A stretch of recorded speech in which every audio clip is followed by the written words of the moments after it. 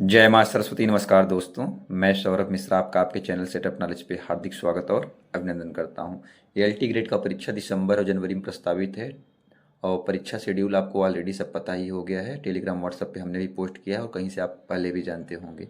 तो आप सभी को पता है 30 नंबर का जीएस आना है। इसी को देखते हुए हम जीएस के लिए वीडियो बना रहे हैं। 30 क्वेश्चंस रहेंगे जिसमें संपूर्ण व्याख्या रहेगा, जिससे आपका कॉन्सेप्ट भी तैयार हो जाएगा और साथ ही साथ आपका मॉक टेस्ट भी हो जाएगा। जिन्होंने बिल्कुल नहीं पढ़ा है उनके लिए रामबाण है, जिन्होंने पढ़ा है उनके लिए तो और अच्छा हो जाएगा, प्रैक्टिस हो जाएगा। तो इसके पहले 2 वीडियो लाए थे, 2 दिन वीडियो नहीं बना पाए थे, जर्नी हो गया था, बट रेगुलर अब रहेगा। और अभी 30 क्वेश्चन कराएंगे, 30 क्वेश्चन करा रहे हैं और आने वाले टाइम में 4 से 5 दिन में हम 6-7 घंटे में पूरा का पूरा जीएस का एक कंप्लीट मैराथन वीडियो बना देंगे। चैनल जरूर छोटा है लेकिन कंटेंट अच्छा है। हाँ, बड़े बड़े चैनल वही क्वेश्चन बनाते हैं, डिजिटल बोर्ड रहता है, वही चीज़ें हम कम टाइम में आपका ज़्यादा कवर करा देंगे। 30 क्वेश्चन मुश्किल से 20 मिनट में कवर करा देंगे। तो अगर चैनल पे नए हैं, सब्सक्राइब नहीं किया है तो चैनल को सब्सक्राइब कर लीजिए, काफ़ी बेनिफिट होने वाला है। यूपीएससी, यूपीपीसीएस, आरओ, यूपीएसआई, यूपीपीएसएससी जितने भी एग्जाम्स होते हैं उन सबके लिए बेनिफिट होगा। साथ ही साथ व्हाट्सएप टेलीग्राम से जरूर जुड़ जाइए। तो चलिए बिना देर किए हुए आज के क्वेश्चन पे चलते हैं। गुलाम वंश टॉपिक है, घटनाओं पर विचार किया था, उनको कालक्रमानुसार व्यवस्थित कीजिए, इसी टाइप से पूछा जाएगा। तो क्या कहा है, 2.5 दिन का झोपड़ा का निर्माण दे रहा है, कौन सा पहले हुआ है, कब हुआ है। दूसरा दिया है कुव्वतुल इस्लाम मस्जिद का निर्माण। तीसरा दिया है सिरी फोर्ट का निर्माण। चौथा दिया है सुल्तानगढ़ी का निर्माण। तो इन सबको देख लेते हैं। तो देखिए, कुव्वतुल जो 2.5 दिन का झोपड़ा है ये 94 में है, ठीक है। और आपका ये क्या है, सुल्तानगढ़ी 93 में है। और फोर्ट सिरी फोर्ट विलियम आपका, तो जो सिरी फोर्ट विलियम है 1303 में है। ये आपका 1194 में है और ये 1193 में है और सुल्तानगढ़ी 1203 में है।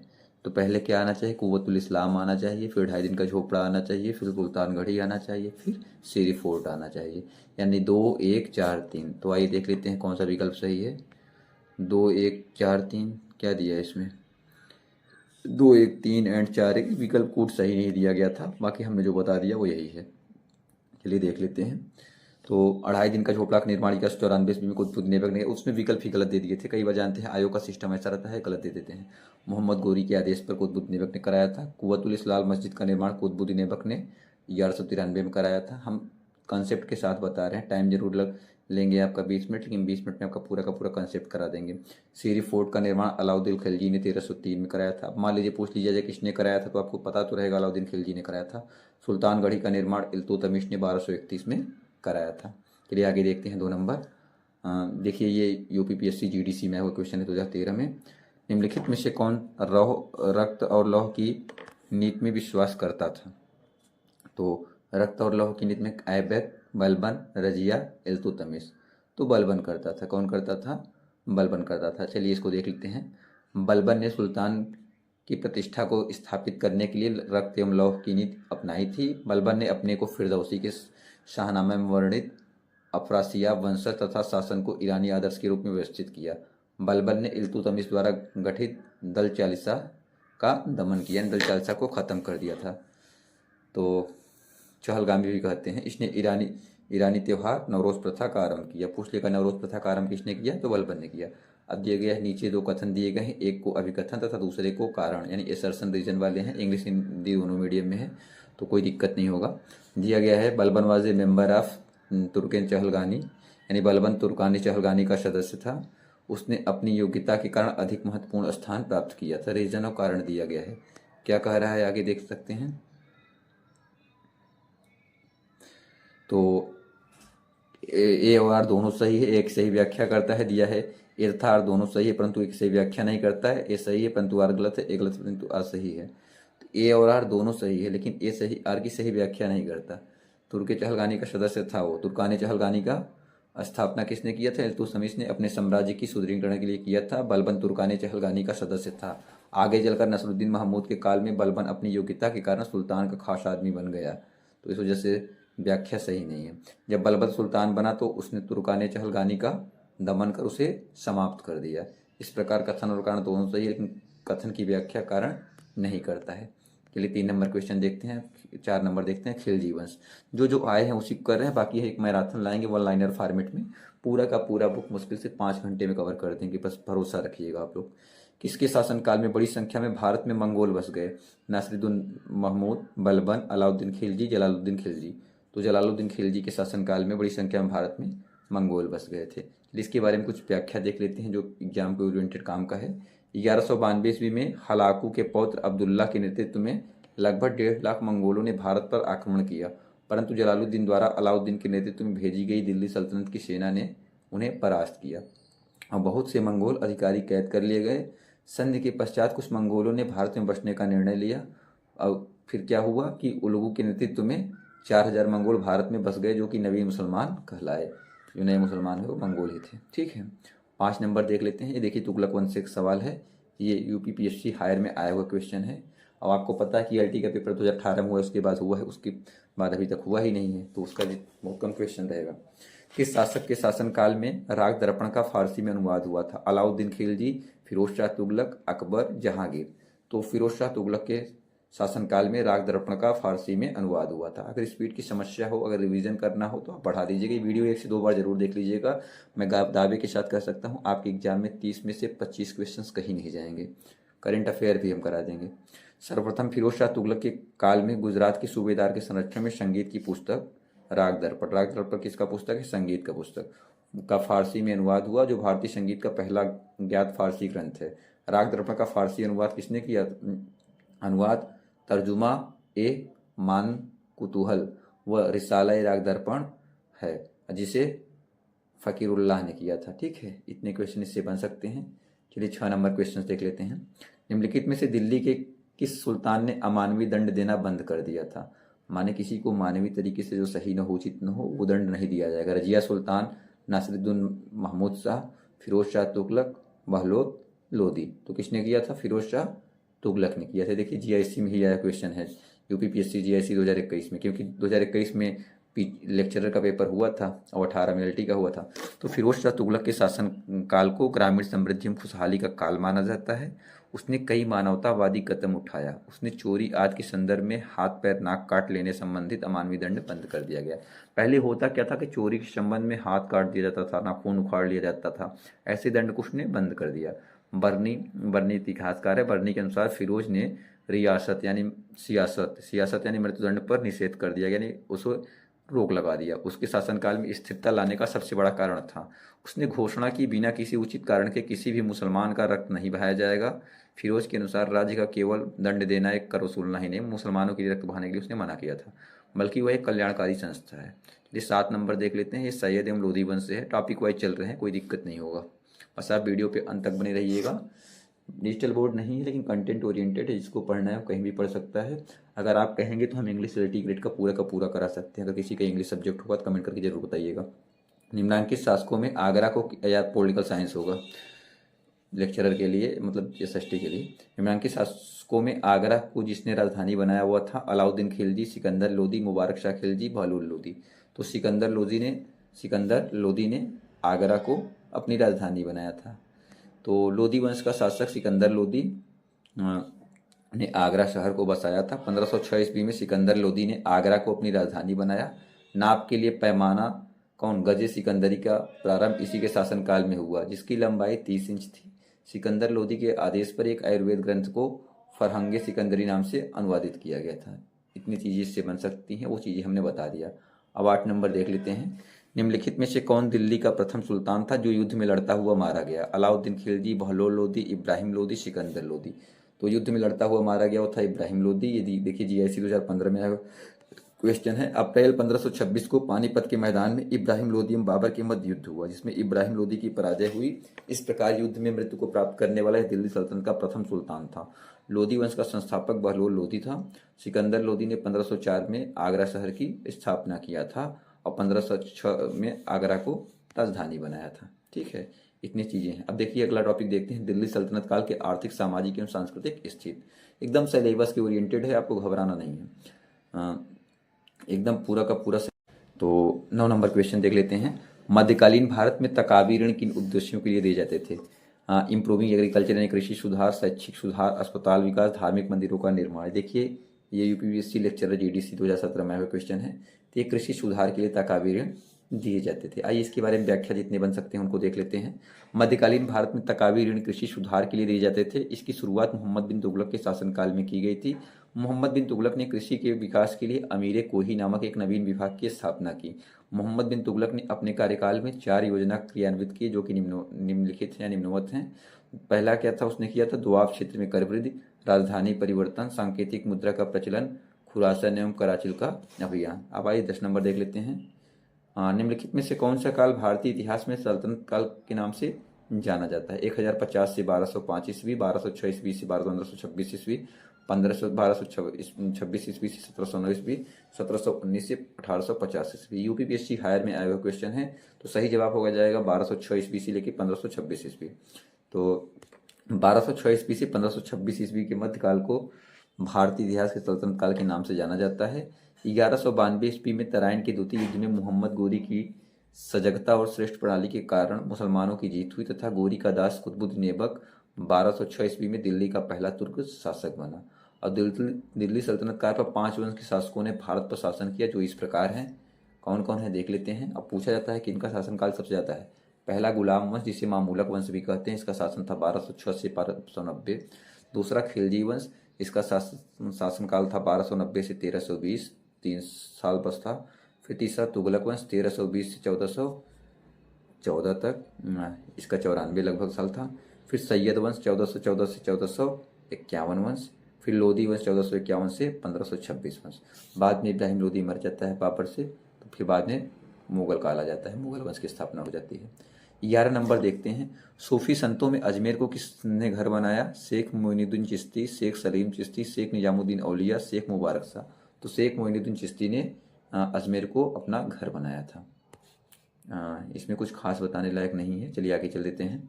जो खास रहे, जहाँ इंपॉर्टेंट रहेगा पेपर के अकॉर्डिंग, एग्जाम के अकॉर्डिंग, उसको हम बता देंगे। जिस व्यक्ति ने कहा था हुनूस दिल्ली दुरुस्त अभी दिल्ली दूर है, वह थे अमीर खुसरो, निजामुद्दीन औलिया, फिरोज तुगलक, शेख सलीम चिश्ती। तो आपके थे निजामुद्दीन औलिया। ये भी देखिए आया हुआ क्वेश्चन है। प्रसिद्ध सूफी संत निजामुद्दीन औलिया ने हुनूस दिल्ली दुरुस्त, जिसका अर्थ होता है दिल्ली अभी दूर है, यह उक्ति सुल्तान गयासुद्दीन तुगलक द्वारा उन्हें दी गई धमकी के जवाब में कहा था। धमकी मिला था। निजामुद्दीन औलिया को महमूब इलाही तथा सुल्तानुल औलिया भी कहा जाता था। चलिए कोड दिया गया है सूची 1 का सूची 2 से मिलान करना है। ये सारे दिए गए हैं कोड, ठीक है। पहले पढ़ लेते हैं, थोड़ा जूम इन कर लेते हैं।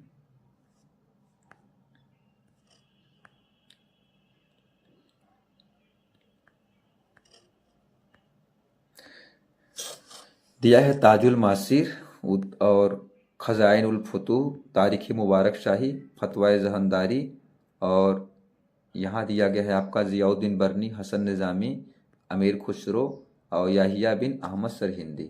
इनको मैचिंग करना है, किसका किससे मैच होगा। आई होप दिख रहा होगा। रेजोल्यूशन बढ़ा लीजिएगा, 360 पे कर लीजिएगा। ताजुल मासिर आपका कौन है? तो आपका हसन निज़ामी का है। किसका है? हसन निज़ामी का है। खजाइन उल फतूह किसका है? खजाउन ये अमीर खुसरो का है। और तारीख़ मुबारक शाही आपका याहिया बिन अहमद का है। और फतवा जहानदारी ज़ियाउद्दीन बरनी का है।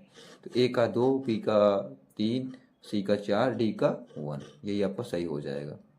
तो विकल्प आपका ए सही हो जाएगा। क्या हो जाएगा? विकल्प ए सही हो जाएगा। चलिए इसको डिटेल में देख लेते हैं।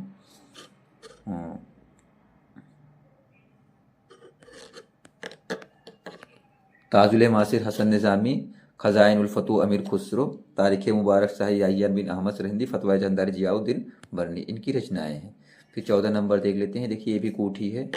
कहाँ पे क्या बना है, ठीक है। ये विकल्प दिए गए हैं। कबीर की समाधि, सलीम चिश्ती के दरगाह, गोविंद देव मंदिर, बौद्ध स्तूप, और ये सारी चीज़ें आपकी दिए गई हैं। इधर दिया फतेहपुर सीकरी, वृंदावन, कुशीनगर, मगहर, बस्ती। तो इसके सही जवाब को देख लेते हैं क्या क्या हो जाएगा।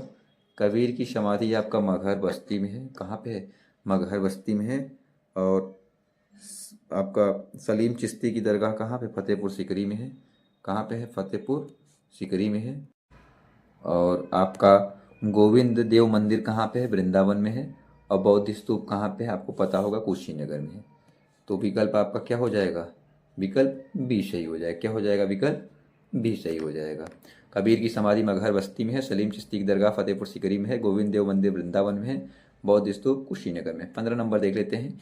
इनमें से किसने दिल्ली को विश्व के उत्कृष्टता शहरों में से एक के रूप में बताया? इब्न बतूता, अलबेरूनी, फरिश्ता, अबुल फजल। कहीं कहीं अलबरूनी लिखा रहता है, दोनों सही है। ठीक है, तो इब्न बतूता ने बताया था। ये एलटी ग्रेड में 2018 में देखिए आया हुआ है।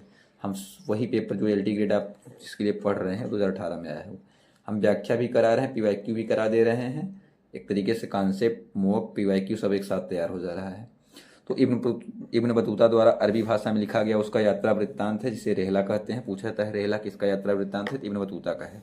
14वीं शताब्दी में भारतीय उपमहाद्वीप के सामाजिक तथा सांस्कृतिक जीवन के विषय में बहुत ही प्रचुर तथा रोचक जानकारियां यह देता है। यह विभिन्न देशों की यात्रा करते हुए दिल्ली के सुल्तान मोहम्मद बिन तुगलक के दरबार में पहुंचा। पूछता है किसके दरबार में पहुंचा था? तो ये आपके मोहम्मद बिन तुगलक के दरबार में पहुंचा था। और सुल्तान ने उसकी विद्वता से प्रभावित होकर उसे दिल्ली का काजी या न्यायाधीश नियुक्त कर दिया गया था। पूछा जाता है इब्न बतूता को न्यायाधीश या काजी किसने नियुक्त किया था? तो मोहम्मद बिन तुगलक ने किया था। राजधानी दिल्ली को पहली बार जब उसने देखा तो दिल्ली को विश्व के उत्कृष्टतम शहरों में से एक के रूप में उसने बताया। चलिए अब अगला टॉपिक देख लेते हैं। बहमनी एवं विजयनगर साम्राज्य से है 16 नंबर क्वेश्चन। बीजापुर के सुल्तान से गोवा को छीनने या कब्जा करने वाला प्रथम यूरोपियन कौन था? अल्बुकर्क, ऑस्टिन, आप समझ गए होंगे, पुर्तगाली ही था वो। और जेमिली कैरेरी और वास्को डिगामा। तो कौन था आपका? आपका अल्बुकर्क था। कौन था? अल्बुकर्क। अल्बुकर्क ने बीजापुर के सुल्तान से गोवा को छीन लिया था या गोवा पे कब्जा कर लिया था।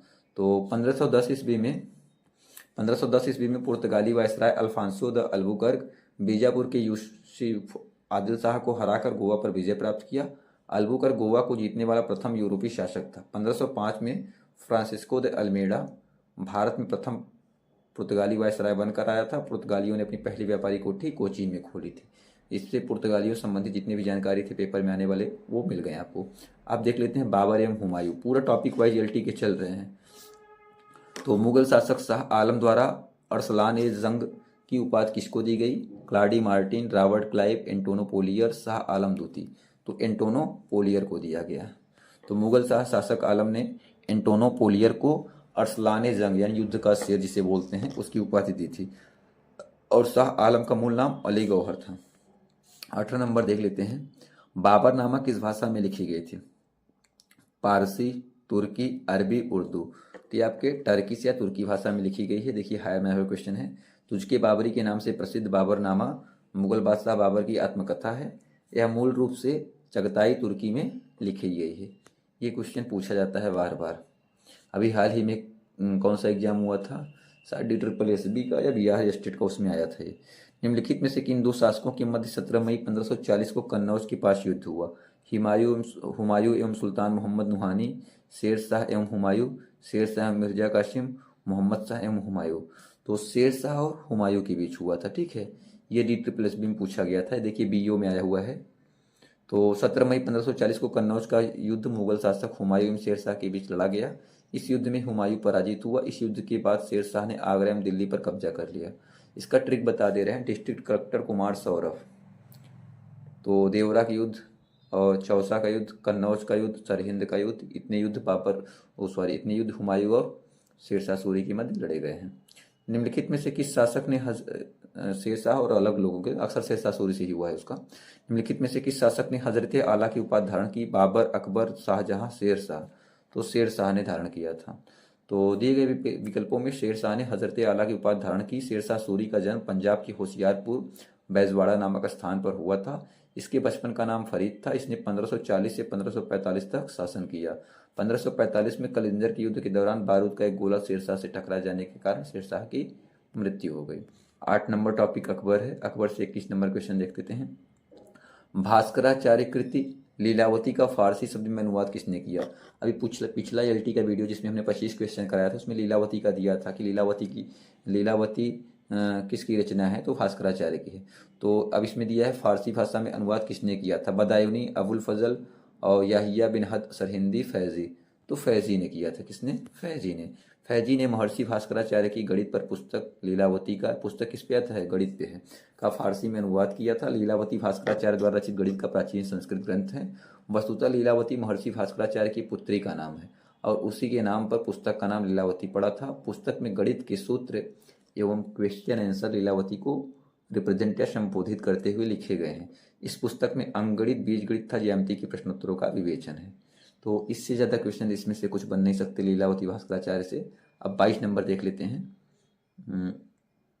अकबर के शासनकाल की निम्नलिखित घटनाओं को तिथिक्रमानुसार व्यवस्थित कीजिए। जजिया की समाप्ति, इबादत खाना का निर्माण और महजर पर हस्ताक्षर, दीन इलाही की स्थापना।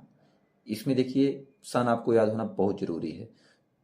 तो इसमें देखिए सन होना बहुत जरूरी है कि काल क्रमानुसार। ये लोक सेवा आयोग का फेवरेट क्वेश्चन बन गया है, चाहे यूजीसी नेट का क्रोनोलॉजी वाला पूछने का। तो इसमें सही जवाब 1 2 3 4 ही हो जाएगा। 1 2 3 4 ये सीरियल से है, कोई दिक्कत नहीं। चलिए डिटेल में देख लेते हैं।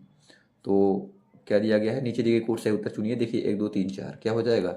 1 2 3 4। इसकी व्याख्या को देख लेंगे, समझ जाएंगे। तो अकबर ने जजिया कर 1564 में समाप्त किया था और इबादत खाना का निर्माण 1575 में किया था और महजर पर हस्ताक्षर 1579 में किया था और दीन इलाही धर्म की स्थापना 1582 में किया था। इस वजह से 1 2 3 चारों आंसर सही हो जाएंगे। 23 नंबर देख लेते हैं। अकबर के शासनकाल में ध्रुपद गायकों में सम्मिलित थे। अकबर ध्रुपद गायक का ग्रुप बनाया था, उसमें कौन सम्मिलित है? तानसेन, हरिदास, सूरदास, बिलास खान। 1 और 2, 2 और 3, 1 2 3 सभी चारों।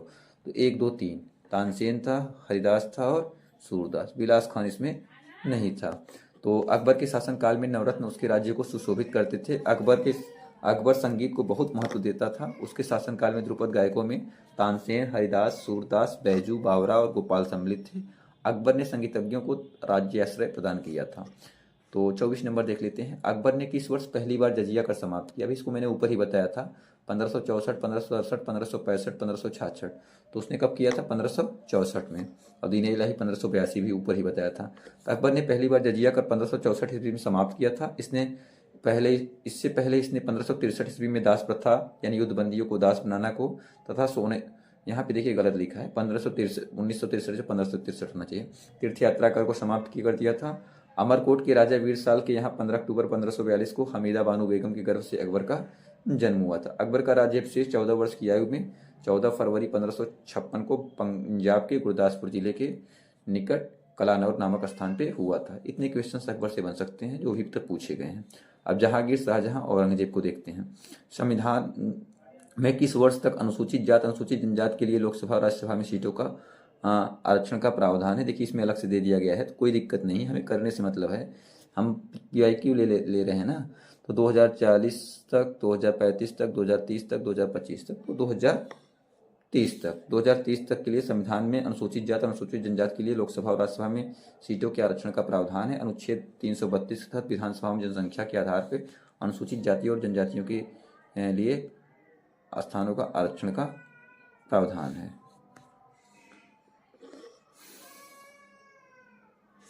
देख लेते हैं 26 नंबर। निम्नलिखित युग्म में से कौन सा युग्म सही सुमेलित है? कौन सा सही सुमेलित है? गोकुल दिया है कुंबेर दुर्ग का निर्माता, चूड़ाम दिया है थीम के दुर्ग का निर्माता और बदनाम सिंह का जाटों का अफलातून, सूरजमल राजा व महेंद्र की उपात। तो इसका सही क्या हो जाएगा? सिर्फ एक है, चूड़ाम थीम के दुर्ग का निर्माता। आइए सबको देख लेते हैं। नहीं, एक मिनट, क्या कहा था इसमें? कौन सा युग्म सही सुमेलित है? कौन सा युग्म इसमें सही सुमेलित है? तो चूड़ाम थीम के दुर्ग का निर्माता, हाँ सही है। और आगे देख लेते हैं। महाराजा सूरजमल कुंबेर दुर्ग का निर्माता, चूड़ामल थीम के दुर्ग का निर्माता, महाराजा जाटों का अफलातून, बदन सिंह राजा महेंद्र की उपाधि, ये दोनों सूरजमल से है। ठीक है। 27 नंबर देख लेते हैं। निम्नलिखित में से कौन सा एक स्थल दिल्ली के लाल किला में स्थित नहीं है? शीश महल, मोती मस्जिद, रंग महल, हीरा महल। तो आपका जो शीश महल है ये लाल किला में स्थित नहीं है। बाकी लाल किला में मोती मस्जिद है, रंग महल है, वो हीरा महल है, जबकि शीश महल शालीमार बाग में स्थित है। कहाँ पे है? शालीमार बाग में स्थित है। और शीश महल का निर्माण बादशाह शाहजहां ने 17वीं शताब्दी में बनवाया था या कराया था। दिल्ली लाल किले में मोती मस्जिद का निर्माण मुगल बादशाह औरंगजेब द्वारा किया गया था और आगरा में मोती मस्जिद का निर्माण मुगल बादशाह शाहजहां द्वारा कराया गया था। दोनों देख लीजिए, दिल्ली आगरा वाला, जिससे कोई कन्फ्यूजन न रहे। 28 नंबर सूची 1 2 का मिलान है, कूट के अनुसार उत्तर देना है। देखिए वही चीज़ें आ गई।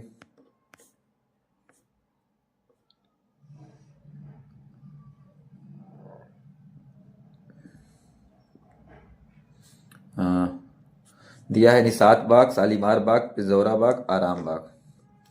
तो कालका, लाहौर, आगरा, कश्मीर, इतनी चीज़ें दी गई हैं यहाँ पे।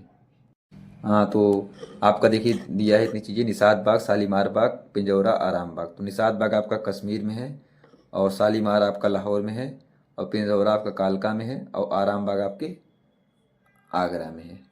तो इस तरीके से क्या उत्तर सही हो जाएगा आपका? 4-2-A, 4-2-A-3, विकल्प डी सही हो जाएगा। निसात बाग कश्मीर में है, शालीमार बाग लाहौर में है, पिंजौर बाग आपका कालका के पास है, आराम बाग आगरा में है। आराम आगरा, आराम आगरा ऐसे याद कर सकते हैं। साहित्य के संरक्षक जहांगीर ने किसे पंडित राज की उपाधि से सम्मानित किया? मनीश्वर दास, भगवती स्वामी, जगन्नाथ, रघुनाथ। तो जगन्नाथ को पंडित राज से सम्मानित किया था उपाधि से। मुगल बादशाह जहांगीर ने पंडित जगन्नाथ को पंडित राज की उपाधि से सम्मानित किया था। पंडित जगन्नाथ शाहजहां, मुगल बादशाह जहांगीर और शाहजहां के दरबार में एक प्रसिद्ध कवि और साहित्यिक आलोचक थे। 30 नंबर देख लेते हैं। अपनी विजयों को लिपिबद्ध करने के लिए निम्नलिखित में से किस हिंदू को औरंगजेब ने ढूंढ निकाला? गंगाधर, ईश्वरदास नागर, महेश देवी मिश्रा। तो किसको? ईश्वरदास नागर को।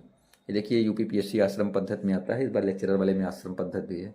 तो औरंगजेब अपने साम्राज्य में इतिहास लेखन के विरुद्ध था, इसलिए खफी खां को मुंतखब उल तावारीख की रचना गुप्त रूप से करना पड़ा था। अपने विषयों को लिपिबद्ध करने के लिए औरंगजेब ने ईश्वरदास को ढूंढ निकाला था। ईश्वरदास द्वारा लिखित पुस्तक का नाम क्या था?